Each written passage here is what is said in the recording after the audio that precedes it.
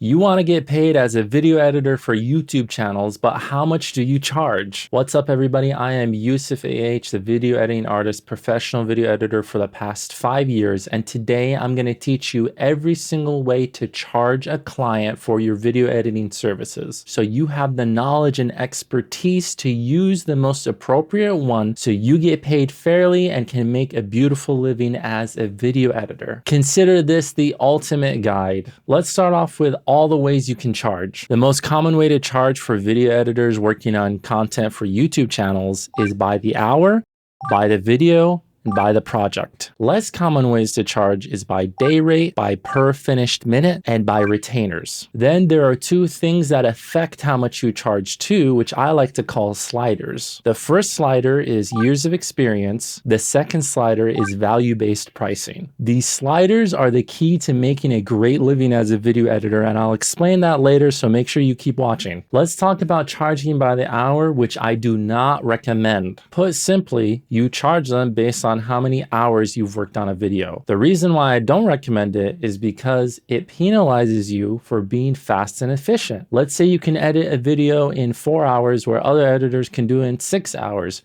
You're making less money. When you're first starting out, it makes sense in your head, but as you gain expertise, as you get better, you get paid less. You can counteract this by charging more per hour. But when people see charging $100 an hour, $150 an hour, it kind of freaks them out. Another negative factor of charging by the hour is certain YouTube channels can be price sensitive. They have budgets that they need to stick to. So if they see on their invoice that you work on a video for 9 hours, it makes them question things. I felt this way before, and you may have the idea too that you want to make sure you finish the job within a certain amount of hours because you don't want to charge the client too much. You're trying to be empathetic, but then it affects your living. So I do not recommend charging by the hour. Charging by the video. This is a fantastic way to charge for your services, and that's exactly how I do it. How much you charge per video can be anchored on a number of things. One way to think about it is how much money you want to make to live comfortably. Another way you can think about it is how many years of experience, which is a slider, and how much value you bring to the client, which is another slider. Beginner video editors should anchor on something substantial, and what I like to tell people is to anchor it on the minimum wage of your state. For example, let's use a state minimum wage of $12 an hour. Multiply that by 3. 12 times 3 is 36. In my experience, editing a talking head video that's about 15 minutes long is going to take around 5 hours. So take that 36 multiplied by 5, that's 180.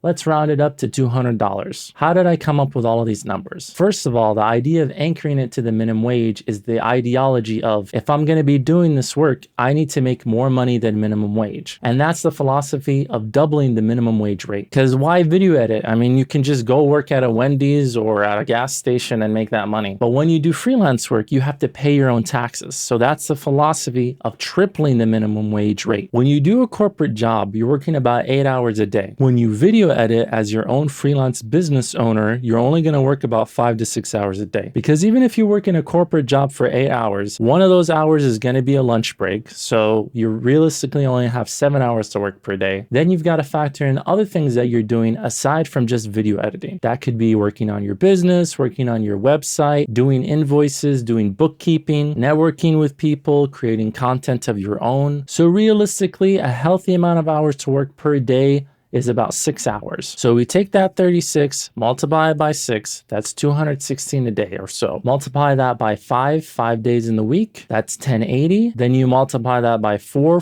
weeks in the month, that's 4,320. Multiply that by 12, that's around $51,840. For a fresh video editor, that's a pretty great salary to be making. The wonderful thing about charging per video is that you don't feel strapped for time. Sure, you have to finish the video within a certain deadline, but you don't have to be thinking to yourself, oh, I have to finish it quickly because it's not going to meet the client's budget. And then the client is not going to be checking up on you and seeing how many hours that you work on. You have the time to really make the video wonderful for your client and for their audience. But make sure you put constraints. One big constraint you should always put and you should communicate with the clients is how many editing requests they get. Just because they're paying a certain amount per video doesn't mean they get unlimited revision requests. Put a cap on the amount of edit requests they get so they stay focused on pre-production and production and trust you with the video editing. And you get less edit requests when you make the video wonderful, of which when you charge per video, you're allowed to do that. Charging by the project. It's similar to charging per video, but instead you're packaging it all together. So for example, in the month, your client is going to be doing 5 YouTube videos. You say, hey, for those 5 videos, I'm going to charge this much. So a project is just a collection of videos. This works great because then you can invoice by the end of the month instead of invoicing per video. And it allows your client to understand what the pricing will be if they want to do bigger projects with you. For example, a course that they're making. This way to charge is good if you have a lot of experience of knowing what to charge per video. You could give a project rate and then it ends up being a lot more work than you expected. So often it just takes experience and intuition to know how much to correctly charge per project. Let me quickly touch on the less common ways to charge for YouTube channel video editing. Firstly, it's the day rate. You tell them, hey, this is how much I charge for the entire day to book me and to use me, because a lot of times it takes that long to work on certain projects. So you can be charging a day rate and be working for 4 weeks on that, and you're working 8-hour days. A lot of agencies like that type of pricing, film production companies like that type of pricing, but it's less common for YouTube channels. Next is the per finished minute, and this is telling the client, hey, if the video is going to be 10 minutes long, this is how much I charge. Hey, if the video is going to be 12 minutes long, this is how much I charge. I don't really like this style of charging because then it puts into the mind that the client has to make sure that their videos are short if they're budget conscious. But some clients do like to be charged this way because they know that their videos are going to be a certain amount of length every single time. I bake this per finished minute kind of into my per video fee. So I'll tell the client my per video fee is X and it's for a 15-minute video. That way they understand if their video goes over 15 minutes, then I'm going to charge them more because it takes longer for me to work on. And that's what I recommend. Bake it into your per video fee. Tell them that there's a maximum length the finished video has to be. But it also depends on how complex the video project is going to be. So if the video has 400 B-roll clips in a 10-minute video, you have to adjust that pricing. Charging a retainer, subscription, or a monthly set fee. This type of charging is a little less common, but it can work out if there's a very dedicated YouTube channel where they know every single month they're going to be releasing this amount of videos, and you can tell them, hey, it's going to cost per month this amount. Similar to charging by the day, this is a little more common with agencies or bigger brands. Less common for smaller YouTube channels, but it could work out. Talk to your client and ask them, hey, can I charge monthly? That way it makes it easy for them. They can only pay once per month. But make sure you set a cap for how many videos they get. They can't just have unlimited videos. It's going to be too much work for you and you're not going to be paid appropriately. So talk to them and understand what you're getting into if you want to charge this way. Let's talk about the 2 sliders, years of experience and value-based pricing. The first one is years of experience. The amount of charge can be anchored on the amount of years of experience you have. So when I talked about that rate for a newer video editor charging $200 per 15-minute video, that makes sense for someone who's just starting out video editing. But let's say you have 4, 5, 6 years of experience under your belt. Are you going to charge that same amount? It doesn't make sense. You have more experience, you can work quicker, you're a better communicator. People are happy to pay a little bit more when you have a little bit more experience. You can use data to help guide this. So one of my favorite websites to check salaries is Glassdoor. So if we go to Glassdoor and check out how much does a videographer/editor make for all years of experience, the total pay range on average is $43,000 to $77,000 a year. In the example I gave earlier in the video, we landed at about $52,000 a year. And that's on the lower end of this average salary for a video editor. As you get more years of experience, you're going to want to use this slider to increase your rate. And you can also increase it every single time you get a new client. 0 to 2 years of experience, $200 per video sounds great. 2 to 4 years of experience, up that to $300. 4 to 6 years of experience, up it to $400, $500, maybe even $600. The market is saying that that's what you're worth, and you want to make sure you're making a great living doing this. So it makes sense to put your price up based on your years of experience. And no client is going to be surprised when they see you have 5 years of experience and then you're charging $400, $500, $600 for a video. Makes complete sense because they're smart and you're smart too. Next up is value-based pricing, which I learned mainly from Chris Do. He's the amazing educator over at the Future YouTube channel. Absolutely love him. He's always talking about charge more, you're worth more, and I completely agree with him. So the idea behind value-based pricing, you may have a certain rate in your mind, and that rate is anchored on your years of experience and how much you need to charge to make a great living based on where you live. But that doesn't necessarily mean that you can make a lot of money and a fantastic living doing this work. That's where value-based pricing comes in. Let's say your per video fee is $300, but working with a channel that makes a lot more money with AdSense, makes a lot more money with sponsored content, makes a lot more money with merchandise, they're happy to spend a little bit more for someone who's premium, who knows what they're doing. So what you want to do is you want to set your rate where they feel that they're getting maximum value from you, but also you are getting maximum value from them in terms of compensation. You go to them and you say,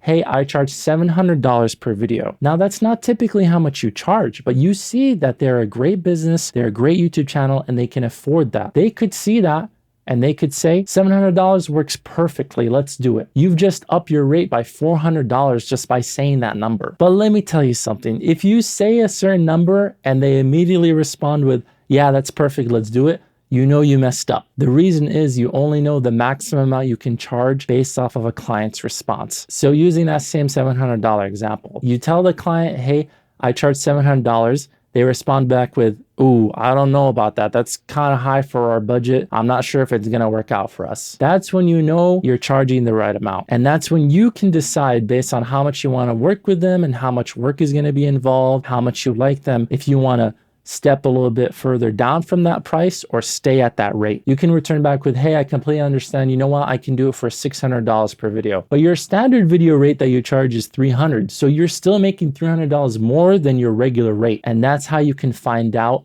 if you are competitive for the market and you make sense for the client. In fact, it's the only way to figure it out because otherwise you don't know. One method is you can literally ask them what is their budget for the video. You're legitimately asking because you don't know. And you could be charging $300 per video, but then the client says, oh, we typically give video editors $1,000 per video. Imagine you started by saying, hey, client, I charge $300. They're going to be like, what the heck? Immediately hire them. But you just missed out on that $700 increase per video. And you're doing the same work, the same amount of work, the same exact thing. You're the same exact expert. You would have had no idea if you didn't ask or if you didn't try to test out what's the maximum amount you can charge. This slider, the value-based pricing slider, is the exact way you charge more and work less and have a healthier, beautiful, wonderful life. You could be just as happy charging $300 per video, but the client says $1,000 per video and you charge that, it's gonna make you infinitely more happy. But you still retain those constraints. There's a certain amount of edit requests that the client gets. There's a certain amount of rounds of revisions that you get. Let's be honest here. It takes time, it takes experience, it takes intuition to get to this level, but I wanna make sure that you understand and have this knowledge, know that this exists so you can use it to your maximum potential to have a happier, amazing life as a video editor. This is what you have to do to make a great living. Bonus tip time. You have to make sure you save money for taxes. Nobody's going to be paying your taxes. You got to pay them yourself. You pay the IRS the estimated quarterly taxes. Always save 30% depending on your risk. Maybe you can just save 20%, 25%, but pay those quarterly taxes so that when you do your taxes at the end of the year, you're not hit with a big fee. Instead, you get a return. Now, you don't want that return to be huge. You want it to be acceptable. Always try to aim for $0 in terms of taxes you have to pay and your tax return. I'm not a financial advisor. Consult a tax professional. Bonus tip number 2, talk with your potential client. Literally have a discussion. If they see that you're being a transparent person, literally ask them what's their budget for their video and just have a dialogue. It's all business and people are used to this stuff. Don't be afraid to ask for how much that they want to pay. Don't be afraid to tell them amounts and don't be afraid to try to charge a little bit more. That's bonus tip number 3. With each new client, always try to be increasing your rates. Now that's dependent on your years of experience, slider 1, and then slider 2, value-based pricing. But you always want to be charging a little bit more for future clients. That's how you make more money, and it works out excellently for the amount of skill that you have. The goal is to work the least amount of hours and to make the most amount of money, and you can definitely do it. And those are all the ways you can charge as a video editor for YouTube channels. I hope that you've learned as much as possible. If you have any questions at all, ask them in the comments. I'm happy to reply and tell you anything that you need to know. And feel free to chime in too. Let us know how you charge, what you charge, and how you do things, what works out best for you. We want to learn from each other. I hope this video has been resourceful. If you have liked it, like the video. And if you know other video editors who will benefit from this information, go ahead and share it with them. I want to help out as many video editors as possible to have an amazing life. Thank you so much for watching.